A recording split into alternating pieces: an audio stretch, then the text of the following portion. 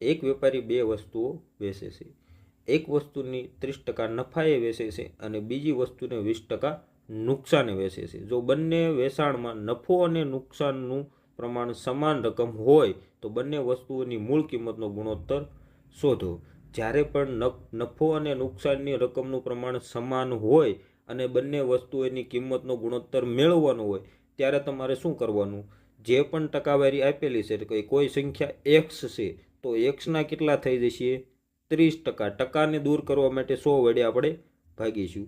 અને એ જ તે રીતે બીજી કોઈ સંખ્યાના 20%, એટલે કે કોઈ સંખ્યા વાય છે તો વાયના કેટલા આપેલા છે? 20%. તો 20ના ટકાની નિશાની દૂર કરવા માટે 100 વડે ભાગાકાર. એ બંને શું છે? સમાન છે. તો હવે અહીં બે સંખ્યા મળી ગઈ, એક્સના 30% અને વાયના 20%. હવે અહીંયા સાદું રૂપ આવી ગયું તો શું મળશે? 100 બંને જતા રહેશે.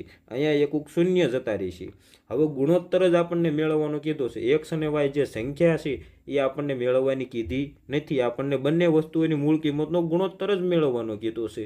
એટલે એક્સ અને વાયનો ગુણોત્તર મેળવવાનો થશે. એટલે કે એક્સના છેદમાં વાય, વાય ગુણાકારમાં છે, જમણી બાજુ ડાબી બાજુ આવશે તો છેદમાં જતા રહેશે. હવે અહીંયા કેટલા વચ્ચે? 2. અહીંયા ગુણાકારમાં 3 છે, સામેની સાઈડ જાય તો છેદમાં જતા રહેશે.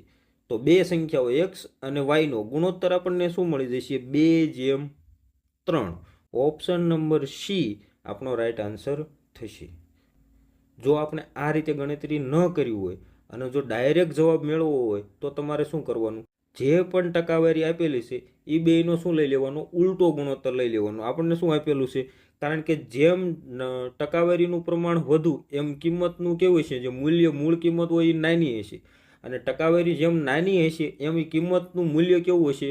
વધારે હશે. એટલે આપણે શું કરી લેવાનું કે 30 અને 20 આપેલા છે તો 20:30 આવી રીતે ઉલટો ગુણોત્તર લઈ લેવાનો અને જે કંઈ કોમન નીકળતું હોય કાઢી લેવાનું. અહીંયા શું નીકળશે? 10×2 = 20 અને 10×3 = 30. તો 2:3. ઓપ્શન નંબર સી આપણો રાઈટ આન્સર થશે. માત્ર તમારે શું કરી લેવાનો? ગુણોત્તર લેવાનો, પણ કેવો લેવાનો? ઉલટો ગુણોત્તર લઈ લેવાનો એટલે રાઈટ આન્સર મળી જશે.